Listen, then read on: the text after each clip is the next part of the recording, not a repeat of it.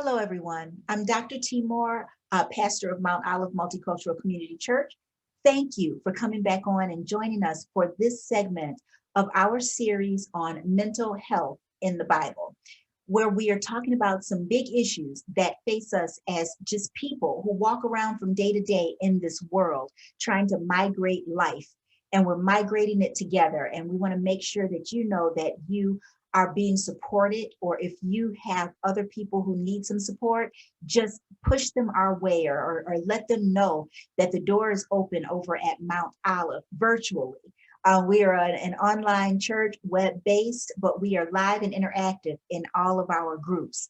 So today we are going to talk about suicide in the Bible, and I'm going to break this up into two parts so that it's not too much to take in at one time. So here in this first part of suicide in the Bible, in suicide in Christianity, I want to talk about lies that the enemy tells us and wants us to believe about suicide.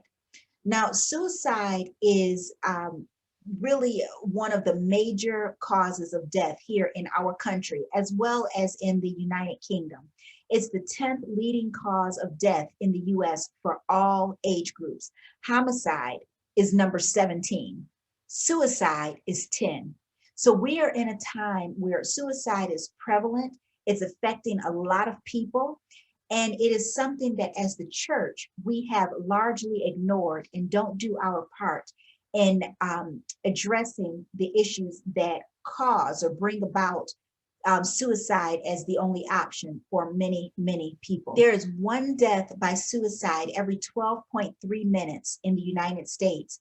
And for young people ages 15 to 24, it is the leading cause of death and the fourth leading cause of death among adults 18 through 65.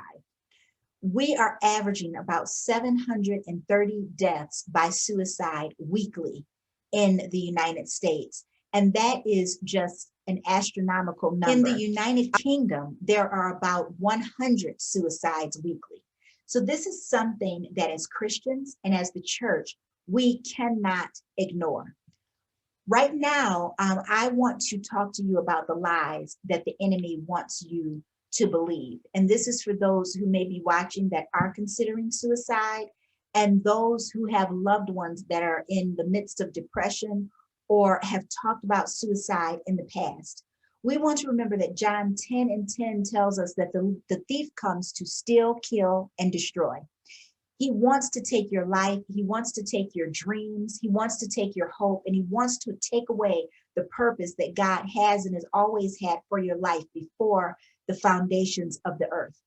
The enemy will tell you that people are better off without you, that if you were not here in this world as a part of this world, that the world will be better off without you. And that is just not true. That is a lie of the enemy. Deuteronomy 33:27 says, the eternal God is your refuge, and underneath are the everlasting arms. The second thing he tries to tell you is that you're alone, that nobody cares about you anyway. And in essence, they're not going to miss you. They don't care about you. They don't care that you're not going to be here. But the Lord tells us that he's always with us. He cares about us. He loves us so very much. The enemy will tell you that you can't face the pain, that it's too much, that everything that's going on around you is just way too hard. And the Lord tells us that he will never leave us or forsake us. There's never too much that we can bear if God allows us to go through it. He doesn't cause these things to happen, but he allows it. And if he allows these things to come on us, we can handle it. We just can't handle it by ourselves. And that's where the lie comes in, that we can't do it anymore, that we're alone, that no one's there to help. There's someone there, and you can't handle it alone. We are humans. We're wrapped up in this flesh. And sometimes the struggle gets to be too much. The trials get to be too much, and we can't handle it alone. So we need to reach out to people, either by way of therapy or a suicide hotline. Those people that love us, those people that are members of the church, we need to reach out to someone who can help. The enemy will tell you that you've lost all hope, that you can't go on. Psalm 43:5 says, "Why, my soul, are you downcast? Why so disturbed within me? Put your hope in God, for I will yet praise him, my Savior and my God." Another reason that people commit suicide at times is almost retaliatory. And this is another lie of the enemy, that people are going to say, I'm going to show them what they did to me. I'm going to show them how they hurt me. I'm going to pay them back for the pain that has been that I have been afflicted with. But God says that he will heal your broken heart and that he will bind up your wounds. Again, it's reaching out to someone and understanding that suicide can never be retaliatory, because no good can ever come of that. The enemy will tell you that you have messed everything up and that there's no way that you can come out of this. Now, I've seen a lot of young people, especially when I was an educator and I was a high school educator, and I saw a lot of people say this same thing, especially young people, that they have destroyed everything around them, that they're no good to anyone around them, and they need to just be gone. That too is a lie from the pits of hell. There's nothing that you can mess up so badly that it cannot be corrected. My dad used to tell me so simplistically that the sun is going to rise. I would be going through different things and you just felt like the weight of the world was on me. At one time, when I had my son, I was going through, or had gone through, a divorce already, and I was still quite young, and I was in school full time, taking full-time college credits. Then I was working full time as well, and then I had to take care of my son full time. And I never thought that I was going to get through it. I would get home from my evening classes, get my son to bed, and before I could even get into my homework and my studies, I would just break down and cry and just cry and cry and cry, thinking that there was no way I was going to get all of this done. There was no way I was going to be able to handle all of this. And so here I sit almost 30 years later, 6 degrees later, 2 doctorate degrees later, a church plant later, wonderful careers later, and I'm still here. God is not a respecter of persons. If I can get through it, and I know from my story, there are hundreds upon thousands of stories just like mine, where it felt like it got to be too much. I read a story one time, it just warmed my heart. It was a couple years ago, where there was a young woman and she was in school and she was in labor. She was literally at the hospital waiting to give birth with her laptop on the bed, trying to finish up her papers because she had finished her finals, but she had a paper that she needed to finish before she would graduate. And she was there in the midst of labor working on this paper. Where there's a will, there's a way. It may be hard. I'm not going to say it's easy, because things like that are not easy, but there is a way, and there's a way to get through it. And when you get to the other side, it's our job to tell other people, you will get through it. If I got through it, and God is not a respecter of persons, you will get through it as well. You will be remembered for what you've done. Amen. And you'll be an example for other people. That brings us to the next lie that the enemy tries to tell us, that we'll be remembered more for our death or in our death than we've ever been remembered alive. Sometimes it's just not your time. We've got to lay some groundwork. We've got to lay some foundation for people to recognize us. And we also have to have the mindset that we don't need people to give us kudos. We don't need people to give us honor. But what we do will make a name for ourselves, that our talents will make a way for us, make room for us. As the word of God says, your talents will make room for you. Don't ever think that it's hopeless. Don't ever think that there is not another way, because there's always another way. You just got to get to the people who need to be positioned to help you through and to walk you through.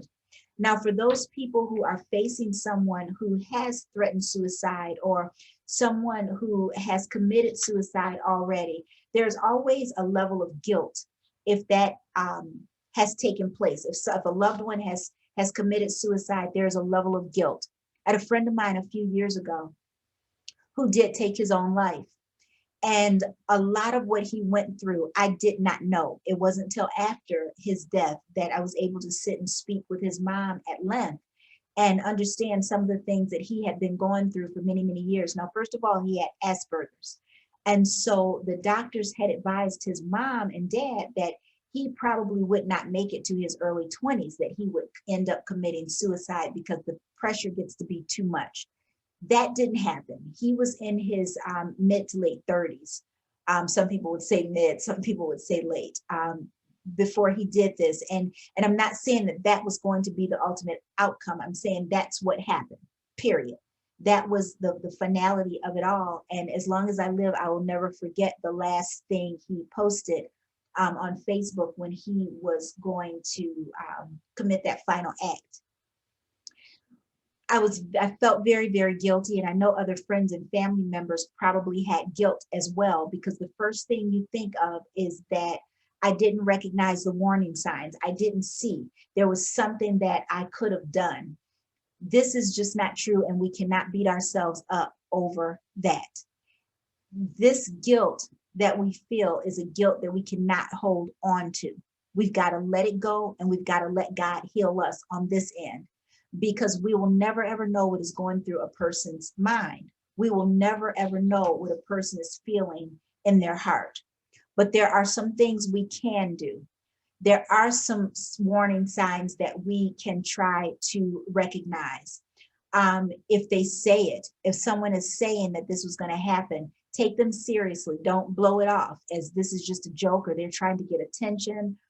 We have to look and see, are they sleeping a lot? Are they using drugs? Are they taking risks that they typically would not take? Do they have mood changes or behavioral changes? These are things we can look out for. We want to listen to them and ask God to give us unconditional love for them the way God has given us unconditional love. Now, in the last two segments that I did on mental issues in the Bible here on YouTube, and you can go back and you can see those, I gave examples of how Christ gave attention to these people that were going through their mental illnesses at the time. He met them where they were. He walked with them or stood by their sides, depending upon the situation. He gave them what they needed. Okay. So in one instance, there was Elijah, and Elijah had not eaten or slept. And so, or he had slept, he hadn't eaten. And so the first thing God provided was food and drink. And then he gave him a little more rest after that. He needed food, he needed drink, he needed a rest. And so God gave him that. And then he gave him another job to do. So we can give our loved ones something, some kind of, I don't mean responsibility as in a job, but something just to let them know that we trust them.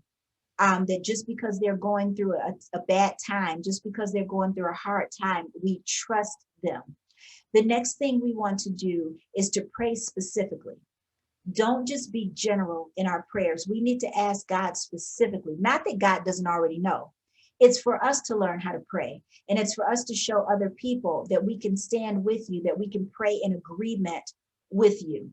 The next thing we want to do is give our loved ones a fresh perspective about where they are and about their problems.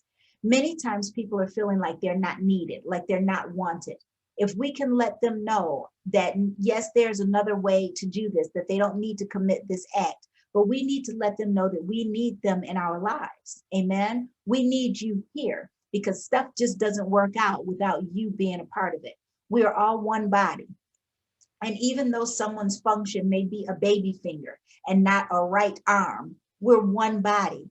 And that body is not going to function right. That arm is not going to function the same way. The grasp is not going to be the same way without the baby finger. So no matter how significant a role or seemingly small a role is, it matters. And we need to let them know that they matter and that things work well with them being a part of it. Give them a new perspective on their problems biblically. You can take them through the Bible, but we want to be very careful that we are giving them the word of God lovingly and not trying to beat them down with the word of God or trying to make them feel guilty with the word of God, because that's not what the word of God is for.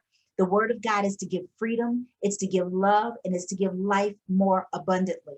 And so we want to make sure that as we go through the word, if we are counseling or coaching people who are in a very desperate time of their lives, full of despair and seeming hopelessness, we want to give them the word that they need in that moment. We want to make sure that the word we're giving points them directly to the fact that God, our Lord and our Savior, Jesus Christ, is the true source of freedom. We want to make sure that we're doing all of these things, but we definitely want to make sure that we're meeting them at the point of their needs. We can be empathetic with them, not beat them down, not be harsh, not tell them, go ahead then. We don't want to do any of those things. We want to show them love the way Christ shows us love, particularly when we're in a situation of despair, hopelessness, heartache, or regret. Suicide is not the answer. It's never the answer. And we can walk people through, but there are times when we can't, and we are not to take that guilt upon ourselves. What we need to do is to lead people to the national suicide lines, and I will put those numbers here below so that you have access to that both in the United States and the United Kingdom, because that's where we have worshipers who follow us. I don't know if we have people in other countries. If we do, I will try my best to put some more resources together and see if I can get access to some helplines and things like that for people all over, because we are one church. We serve all nations, all colors, all cultures, knowing that we have one Savior. Thank you so much for joining us for this segment. And we'll be back with part 2 of this, where we'll talk about suicide and if it's Christian, and can someone end up still going to heaven if they commit suicide.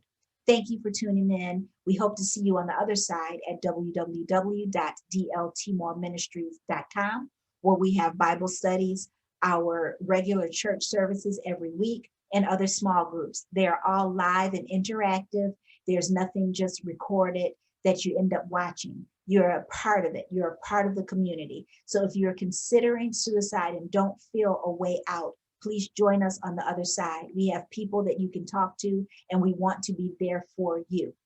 Thank you again. We love you in Jesus' name, and we'll see you in the next part of this segment of suicide in the Bible. Thank you.